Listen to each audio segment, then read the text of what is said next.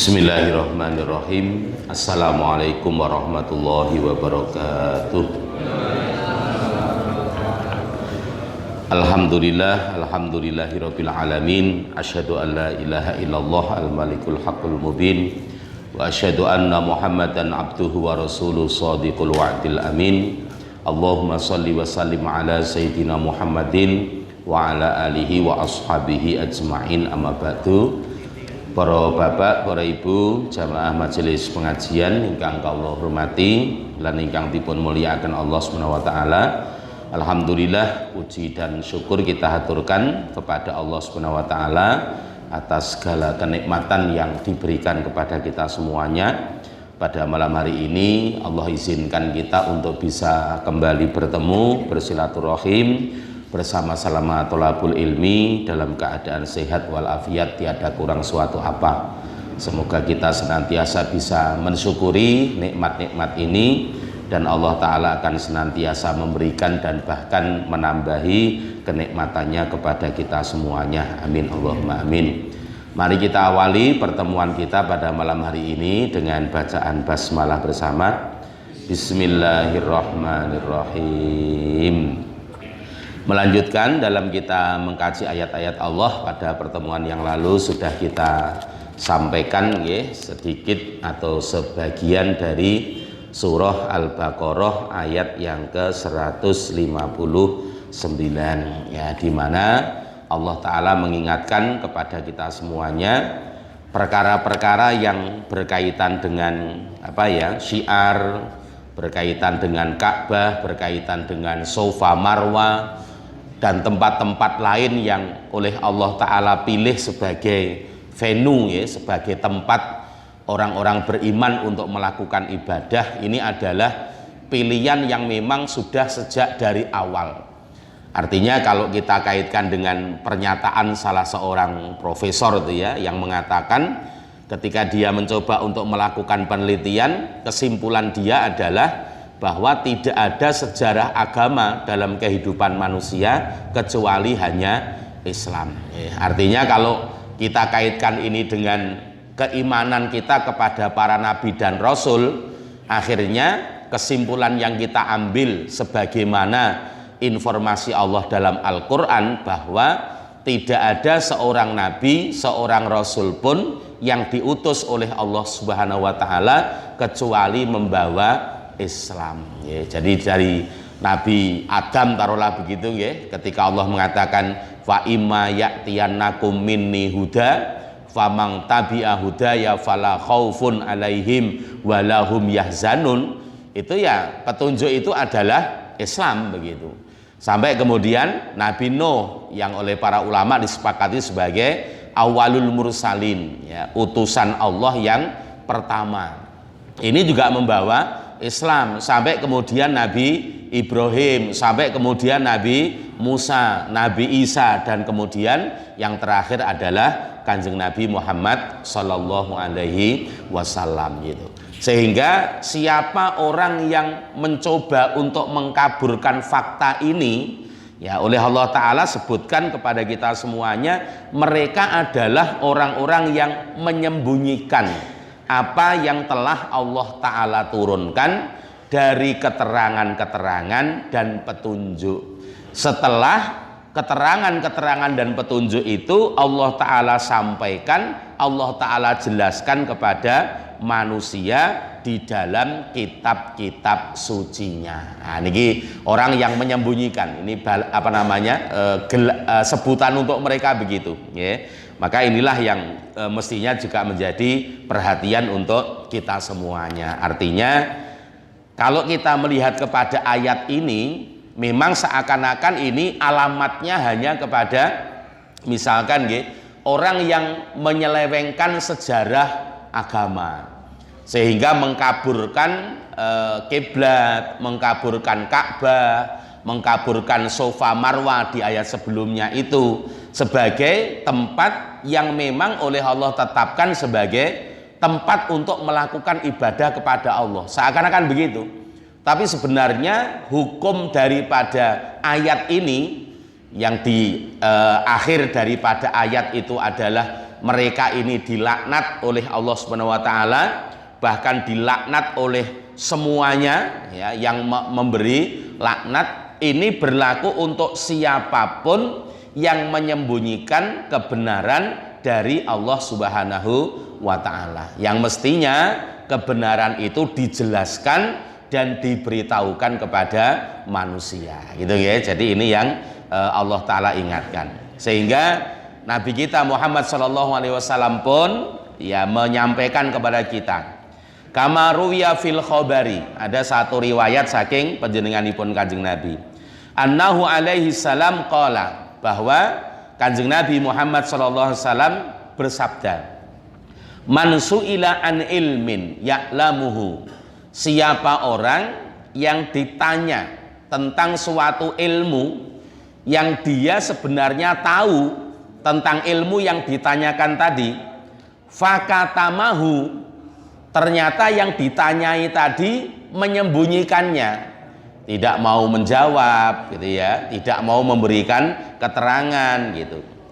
Rasul ancamkan uljima yaumal qiyamati bilijamin minnarin, maka dia nanti di hari kiamat akan dicambuk oleh Allah Ta'ala dengan cambuk dari api. Nah, ini artinya untuk mengingatkan kita betapa ketika kita menyembunyikan kebenaran, yang apalagi itu ditanyakan oleh orang lain, hukumannya sampai nanti pada kehidupan akhirat ya, berupa dicambuk dengan cambuk api begitu ya. Ini dalil saking Kanjeng Nabi Muhammad sallallahu alaihi wasallam. Nah, sekalipun ini ya harus hati-hati, kadang-kadang niki nek digawa cah sekolah niku sok dipelintir gitu nggih. Ketika tes tanya sama temennya, nah, nomor 2 jawabannya apa? Nah, ya temennya bilang aku nggak tahu, padahal sebenarnya tahu, terus diancam, wow kamu hati-hati loh ya. Rasulullah mengatakan orang yang ditanya tentang suatu ilmu yang dia tahu dan menyembunyikan nanti akan dicambuk dengan cambuk api hari kiamat. Betake pengen japlak nurun kancane gitu, gunake dalih riwayat dari Kanjeng. Nah, bila kalau itu konteksnya beda, kasusnya juga berbeda gitu nggih. Dadi mungkin aja nganti nggo japlak terus nganggo napa dasar hukum menika dalile ana lho nggon hadis Kanjeng Nabi. Ndak bisa begitu nggih. Jadi ini tanggung jawab kita gitu ya. Siapapun orang yang memiliki ilmu, berapapun ilmu itu, tentang apapun ilmu itu, ketika ditanya dan kita tahu, maka kita wajib untuk menerangkannya kepada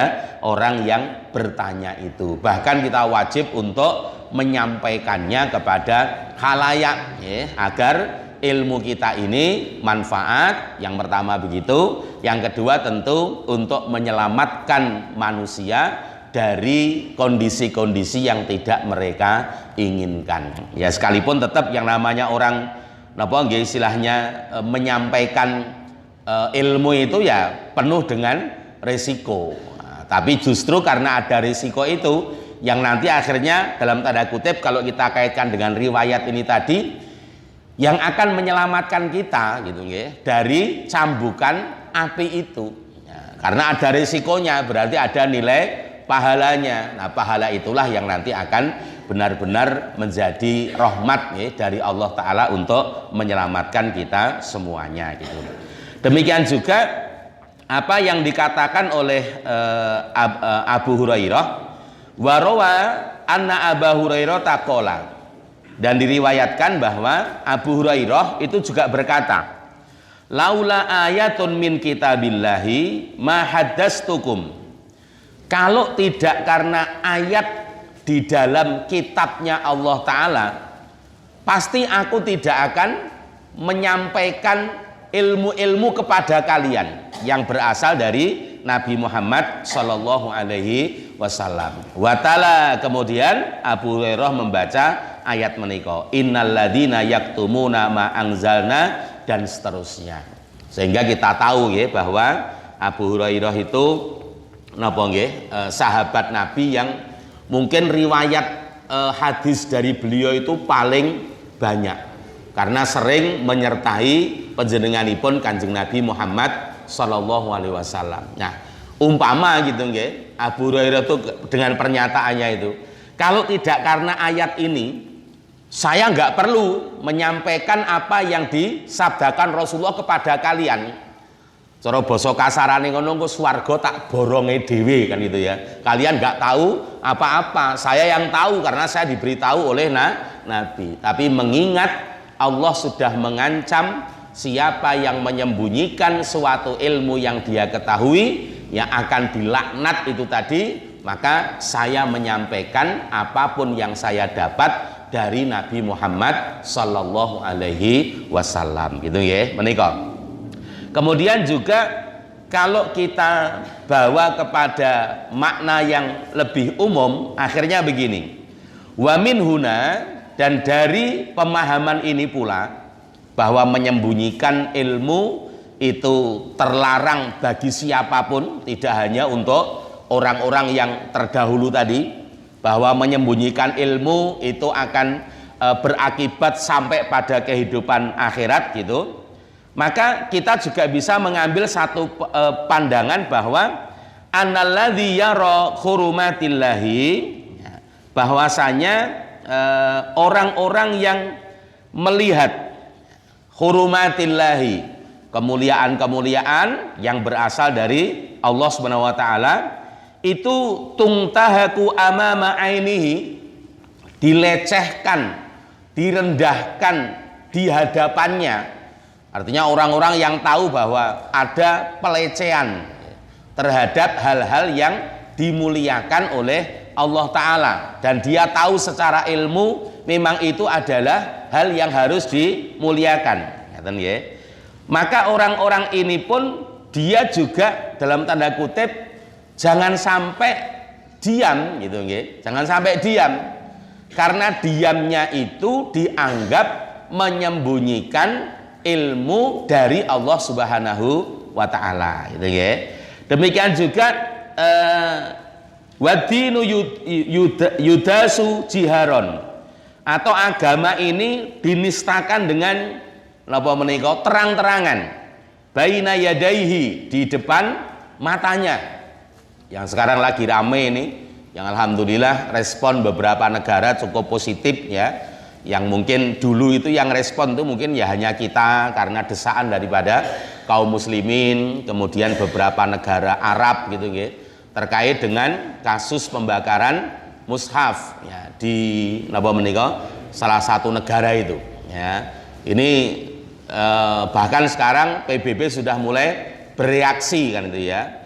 Nah, kemudian Arab Saudi pun dengan sangat tegas sekali memberikan reaksinya. Kalau sampai itu terjadi lagi, ya ibaratnya itu ya putus hubungan itu kan, nggak akan ada hubungan apa-apa antara negara yang di dalamnya ada pembakar Al-Quran itu dengan Arab Saudi. Kalau kita sudah dari dulu sudah melayangkan protes-protes itu, ini kan terang-terangan. Ya. Mushaf itu adalah termasuk perkara dalam agama kita yang mesti dimuliakan, ya, mesti dihargai, dihormati. Itu terang-terangan dibakar, ya, diinjak-injak dalam tanda kutip di hadapan sekian banyak orang, bahkan di-upload di media-media. Itu kan wis cetha welo-welo gitu ya, melecehkan kepada agaminipun Allah Subhanahu wa taala. Wa yara al-bid'a tamhu as-sunan, atau melihat perbuatan-perbuatan bid'ah dalam tanda kutip ya, yang itu menghilangkan perkara-perkara yang sebenarnya sunnah saking panjenenganipun Kanjeng Nabi Muhammad SAW. Wadolal yukhshi al-huda, ada kesesatan-kesesatan yang menutupi petunjuk.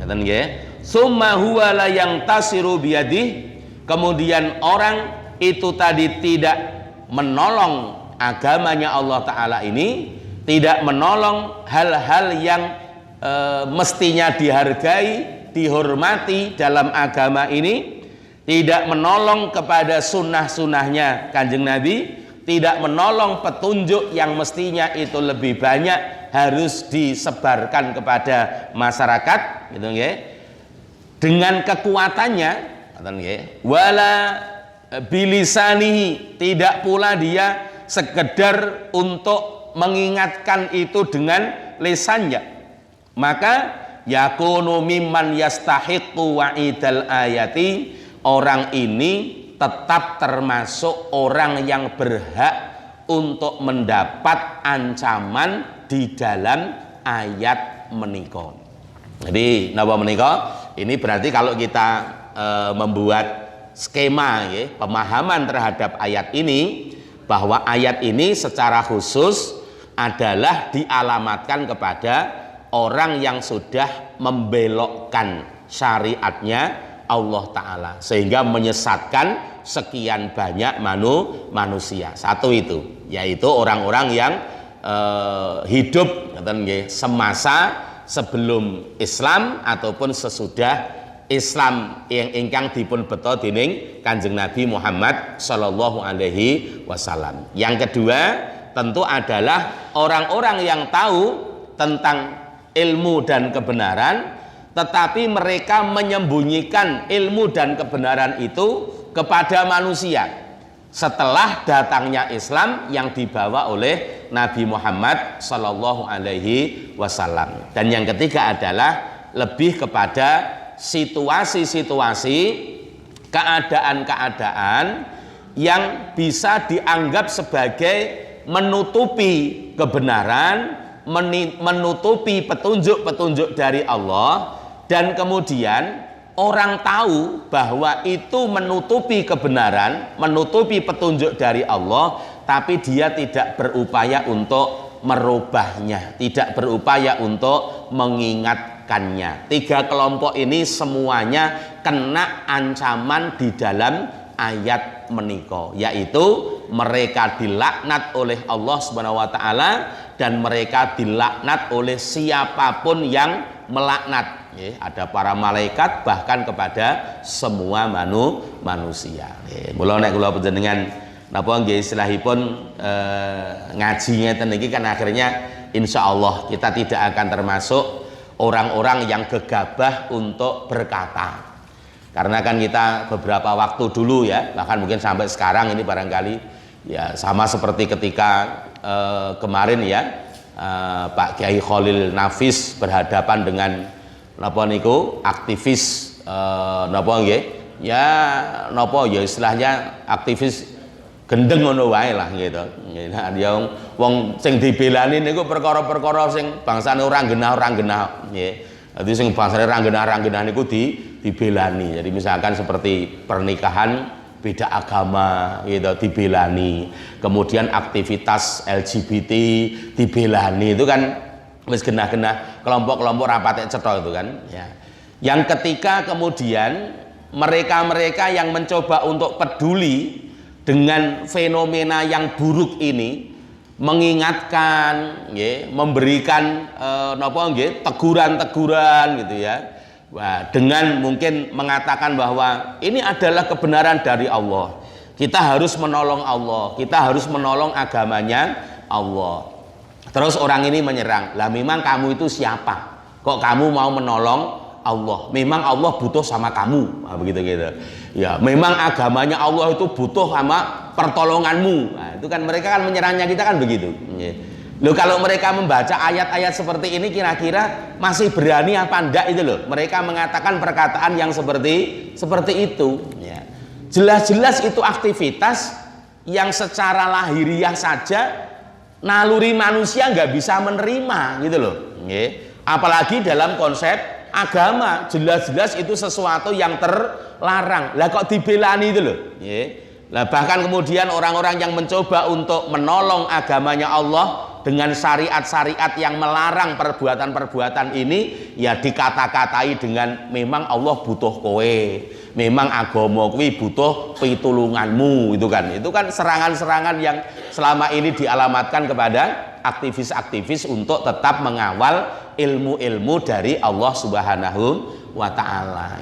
Karena kalau kita nggak melakukan itu, ancamannya niki lho, ayat ini yal'anuhumullah wa yal'anuhumul la'inun, ancamannya segitu kok. Nah ya, kalau kita kemudian ikut larut dalam nuansa yang mereka buat itu, ya akhirnya kita akan kena ayat ini.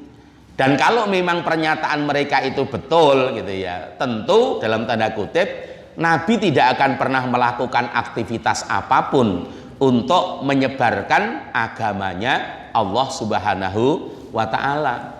Ketika perang pun barangkali Nabi hanya akan diam gitu, ben wis karepe Gusti Allah nulung agamane dhewe, aku tak begogok menengahe. Pasti begitu, nggih. Ya, ketika kita konfrontir dengan apa yang dilakukan oleh Nabi, pernyataan mereka itu menjadi batal semua, nggih. Jadi memang Allah butuh kamu, bukan kita, bukan Allah yang butuh kita, tapi kita yang butuh Allah, biar kita tidak dilaknat. Ini tadi loh. Maka tanggung jawab kita adalah apa yang berasal dari Allah Ta'ala harus kita kawal dengan sebaik-baiknya. Itu manfaatnya untuk kita, bukan untuk Allah, gitu loh. Nah, ini kan kadang kan mereka kan menggunakan istilah-istilah yang kayak begitu itu. Lo nek misalkan niku wau ngomongane wong-wong niku wau bener. Kanjeng Nabi iki ya ora perlu neko-neko. Nggih, perang ngono wis pasrahne Gusti Allah. Gusti Allah agama jenengan dilawan pun borong niku wong-wong sing lawan niku mangkek kabeh kula tak linggih ngono gitu. Kan begitu. Nabi nggak perlu menyebarkan dakwah beliau nganti direwangi pindah nyang Thaif gitu. Sampai direwangi pindah ke Madinah, ndak perlu. Kalau memang agama ini tidak dalam tanda kutip membutuhkan jerih payah kita sebagai orang-orang yang mengimaninya. Ya memang agama tidak butuh itu, tapi kita yang membutuhkan untuk mengawal agama ini pun Allah Ta'ala ini biar kita tidak dapat laknat gitu. Nah, maka kalau sering saya sampaikan dulu, pernyataan orang-orang kayak begini itu kan akhirnya kan nanti menjadikan kita itu mentalnya itu kayak mental-mental Yahudi, saya sampaikan itu. Jadi kalau kita flashback ke belakang dari apa yang sudah pernah kita bahas dari ayat-ayat dalam surah Al-Baqarah ini kan begitu. Orang Yahudi itu semuanya hampir jagake Kanjeng Nabi Musa alaihi salam, kan begitu. Sampai ketika misalkan ya Allah Ta'ala menceritakan dalam ayat yang lain, Allah menjanjikan untuk orang-orang Bani Israel itu satu tanah untuk bisa mereka diami, mereka tinggali. Allah janjikan memang itu, ada tanah yang dijanjikan. Cuman memang syaratnya mereka harus mau berjuang. Itu syarat dari Allah Ta'ala. Nah ternyata ya ketika Nabi Musa mengkoordinir ya, orang-orang Bani Israel ini, ya rekae ngoten ya, mereka mengikuti apa yang dilakukan dan ditata oleh Kanjeng Nabi Musa. Tapi hanya di hadapan Nabi Musa saja. Prakteknya mereka nggak pernah mengerjakan. Misalkan di satu ayat nanti Allah Ta'ala akan sampaikan pada kita berdasar beberapa riwayat ceritane, untuk sampai pada tanah yang dijanjikan ini kan mereka harus berjuang. Nah agar perjuangan nanti mudah, sebelum memulai perjuangan itu alangkah lebih baiknya kalau orang-orang Bani Israel bersama Nabi Musa itu mengetahuilah peta daerah yang akan dikuasai itu, yang dijanjikan oleh Allah Ta'ala. Akhirnya orang Bani Israel dikumpulkan oleh Nabi Musa, dan Nabi Musa memilih beberapa orang untuk menjadi telik sandi, menjadi mata-mata, untuk memetakan daerah yang akan dikuasai itu sesuai dengan janjinya Allah, dengan perjuangan yang akan mereka lakukan. Akhirnya dipilih beberapa orang, silahkan kalian berangkat ke tanah yang dijanjikan oleh Allah itu, untuk memudahkan kita nanti berjuang dan mendapatkan tanah itu. Tolong dipetakan kira-kira nanti kita masuknya harus dari mana, kekuatan mereka seperti apa, sehingga kita harus persiapan bagaimana, nah, dan sebagainya lah nggih. Gampangane berbagai macam kelengkapan itu dimintakan Nabi Musa untuk disiapkan oleh orang-orang yang terpilih ini. Ternyata mereka kayaknya di hadapan Nabi Musa berangkat, Pak, berangkat mangkat tenan gitu. Tapi belum sampai di tanah yang dijanjikan itu, mereka berhenti. Kemudian mereka rembukan. Loh, itu kan sudah dijanjikan sama Allah toh. Lah ngapain kita repot-repot harus berjuang? Kalau sudah dijanjikan oleh Allah, ya pasti nanti dapat lah, gitu. Gitu itu kan kata mereka begitu. Lah terus maksudnya mau gimana? Ya sudah, kita nggak perlu masuk ke sana gitu. Lah nanti kalau kita ditanya sama Kanjeng Nabi Musa bagaimana? Alah, wong dalang kok kurang lakon, gitu kan itu.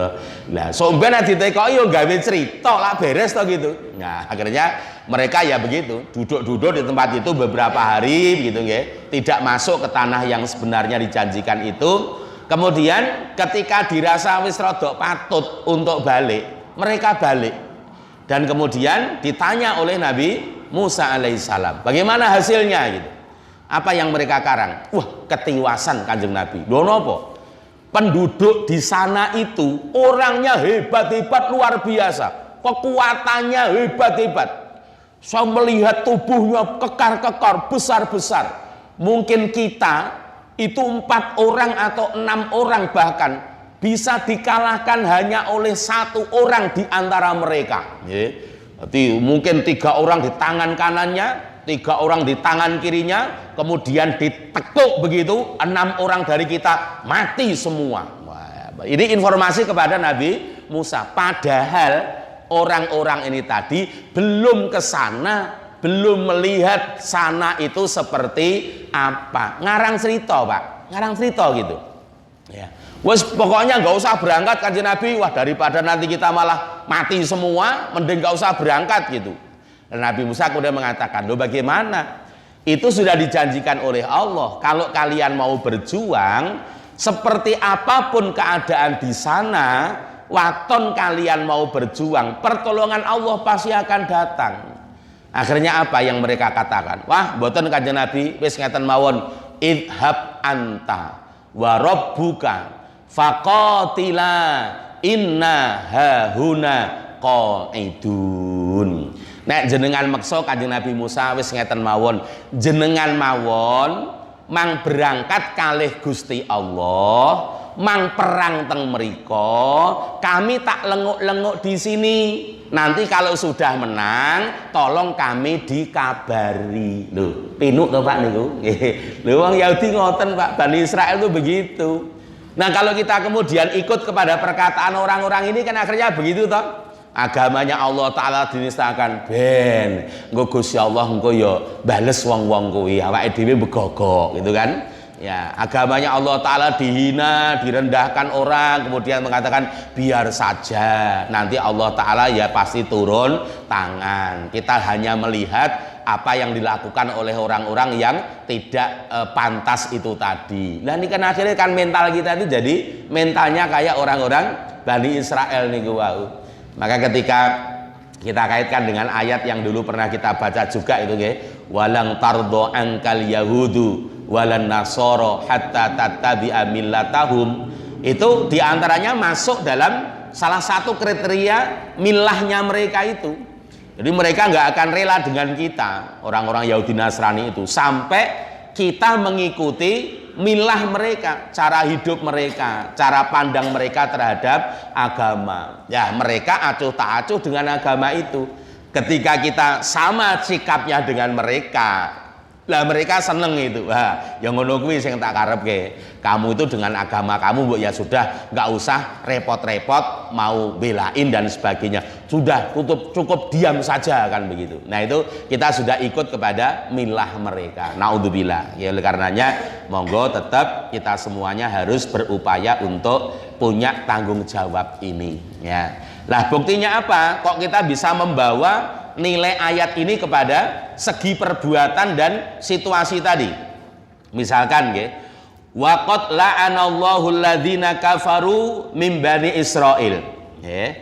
Dan Allah Ta'ala telah melaknat orang-orang yang ingkar dari Bani Israel. Wa bayyana sababa la'anihim, dan Allah Ta'ala menerangkan tentang sebab mereka dilaknat itu. Apa kata Allah Ta'ala? Kanu layatana hauna amungkaring fa'aluh. Orang-orang Bani Israel sebagian yang kafir tadi itu kalau ada yang melakukan perbuatan mungkar, itu yang lain diem saja, tidak berupaya untuk mencegahnya, bahkan malah mungkin melu-melu gitu ngelakoni tumindak mungkar itu. Jadi orang Bani Israel oleh Allah Ta'ala katakan dilaknat.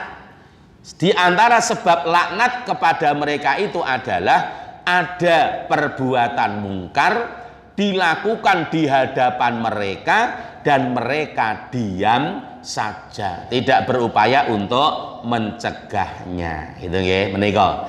Faminhu nara annal ummata kulluha qad lu'inat litarkiha at-tanahi anil mungkar. Dari ayat ini kita bisa melihat bahwa suatu umat, bahkan mungkin semua umat itu akan dilaknat ketika umat itu sudah meninggalkan saling mencegah dari perbuatan mungkar. Nah gitu nggih. Fayajibu idan antakuna fil ummati jama'atun taqumu bil amri bil ma'rufi wa nahyi anil mungkari. Maka sangat wajar kemudian ketika kita bicara Islam, agama kita ini menegaskan di dalam umat ini harus ada orang-orang yang mau untuk beramar ma'ruf dan nahi mungkar.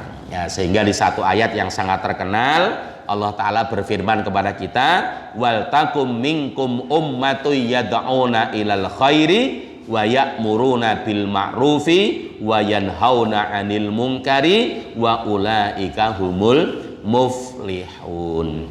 Nah, ngoten nggih. Jadi niki, maka amar ma'ruf nahi mungkar itu adalah salah satu bentuk dari kita tetap memberitahukan kepada manusia tentang kebenaran saking ngarsa dalem Allah Subhanahu wa Ta'ala, sekalipun tidak dengan cara mengajar, sekalipun tidak dengan cara pidato gitu ya. Tapi ketika ada orang melakukan kemungkaran, kita cegah dia dari kemungkaran itu. Pada saat itu kita sedang menjelaskan kepada mereka ilmu di dalam kitabnya Allah Subhanahu wa Ta'ala. Oh, perbuatan kamu itu dalam kitabnya Allah terlarang loh itu akan mendatangkan madorot lo, itu akan berbahaya lo untuk kehidupan kamu dan kehidupan kita semuanya, begitu guys. Jadi niki pemahaman-pemahaman yang bisa kita kembangkan dari ayat napa menika 159 dari surah Al-Baqarah, dan menjadi satu tanggung jawab bagi kita untuk tetap menyebarkan kebenaran ini kepada manusia seberat apapun tantangannya. Tapi tetap ya, nanti tata caranya ya tetap kudu melu kalih tata cara yang ditentukan oleh Allah Subhanahu wa Ta'ala. Ya, jadi kalau misalkan al-amru bil ma'ruf itu konteksnya nanti ada dua gitu ya. Yang pertama adalah memerintahkan kepada kebaikan gitu ya, kepada kebaikan. Artinya yang diperintahkan itu kontennya adalah baik, satu konteksnya. Yang kedua, cara memerintahnya juga harus baik gitu ya. Karena kebaikan yang diperintahkan dengan cara yang tidak baik itu akhirnya akan gagal perintah itu. Maka konten kebaikannya harus baik, al-amru bil ma'rufnya itu artinya kontennya ya. Kemudian yang kedua, al-amru bil ma'ruf artinya caranya itu juga harus baik. Yang kedua, an-nahyu anil mungkar itu kontennya pertama adalah melarang anil mungkar, dari konten yang buruk gitu ya.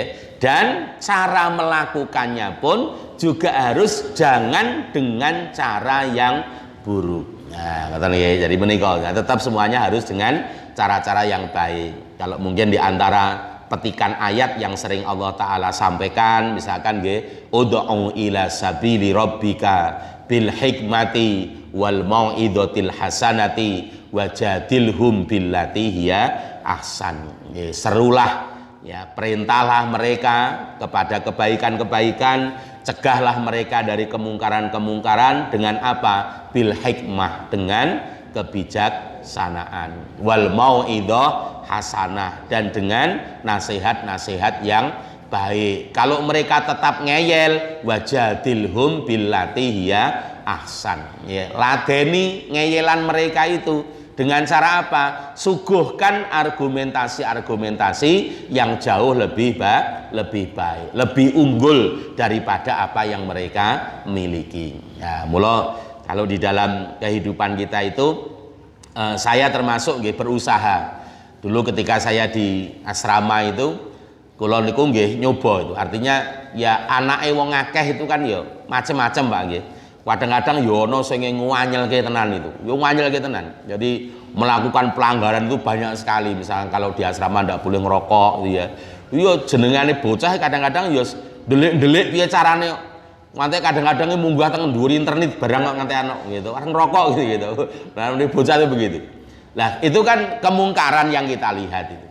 Lah kalau kemudian cara kita mencegah dia dengan kekerasan itu Pak, itu dia akan semakin nantang Pak, semakin nantang ya, pasti begitu.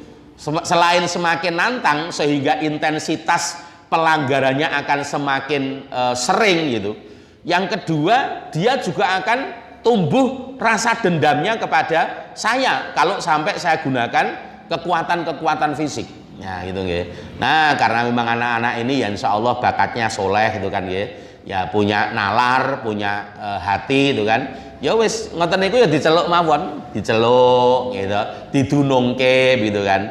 Kowe ngene iki kira-kira mengkhianati kepercayaan orang tuamu apa ora itu. Biar dia berpikir begitu nggih. Nantilah dia lama-lama nangis nanti. Ya nangis gitu, nangis. Coba bayangno ya. Ketika orang tuamu berharap bahwa kamu di sini ini belajar dengan baik, ternyata kamu melakukan seperti ini, kira-kira orang tuamu kecewa apa tidak? Lha kuwi bocah nangis, nggih. Nek pun ngoten niku wau ke saya juga enggak dendam, tapi dia bisa merenung dan berpikir untuk menghentikan pelanggaran yang dia lakukan gitu. Kalau saya berusaha begitu. Dan sekalipun kalau ya enten wong tua sing ya karena memang lingkungan nggih. Ada dulu satu anaknya tentara niku. Ya karena memang sudah beberapa kali melanggar, saya lapor, saya bilang sama orang tuanya, tak lapori bapak pangapunten menika mas ini melakukan ketangkap lagi melakukan merokok sudah yang ketiga itu ya. Wah iku bapake ngerti-ngerti moro, anake kok kamar disuaret dikuwamplengi ono halaman wae gitu. Sing ngamplengi bapake wong tentara ojo nganggo seragam ngoten niku. Lah kula sing malah kipo-kipo, wah ampun Pak, lah dalan nek bonyok ning kene gitu. Malah dadi masalah itu kan. Artinya ya kalau kita ini menjadi orang-orang yang berupaya untuk niki wau nggih melakukan amanah dari Allah Ta'ala, maka cara kita melakukan pun ini tetap harus kembali kepada ketentuan-ketentuan saking ngarsa dalem Allah Subhanahu wa Ta'ala. Itu nggih menika. Ini yang difirmankan oleh Allah, ancaman untuk semuanya. Tetapi lagi-lagi betapa Allah Ta'ala ini sangat-sangat pemurah sekali ya, kepada hamba-hambanya.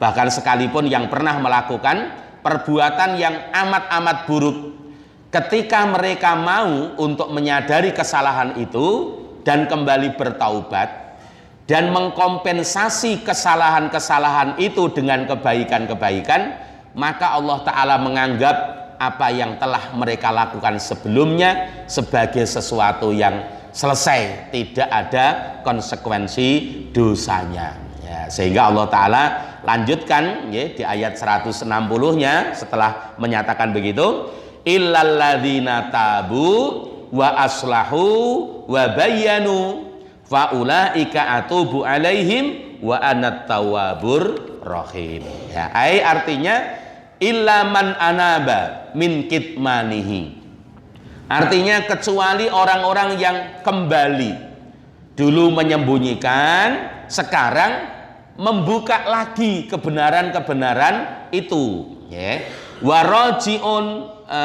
Waraji'ut taubati bil imani bi Muhammadin sallallahu alaihi wasallam wa aqarra bi nubuwatihi, kemudian dia kembali untuk bertaubat dengan keimanan terhadap apapun di dalam agama ini pun Allah Ta'ala menika. Kalau secara khusus terkait dengan orang-orang yang menyembunyikan kebenaran dari Allah di masanya Kanjeng Nabi Muhammad, ya kemudian beriman kalih Kanjeng Nabi Muhammad sallallahu alaihi wasallam, mengakui tentang kenabian beliau, wa saddaqa ma jaa bihi min indillah, dan membenarkan apa yang dibawa oleh Nabi Muhammad dari Allah Subhanahu wa taala.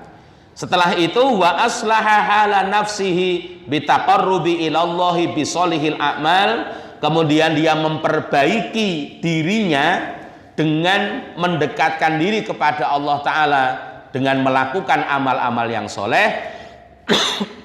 Wa bayyana ma alima min wahyillahi ila anbiya'ihi, kemudian ketika dulu dia menyembunyikan, dikompensasi dengan memberikan keterangan apa-apa yang diwahyukan oleh Allah Ta'ala kepada para nabi-nabinya.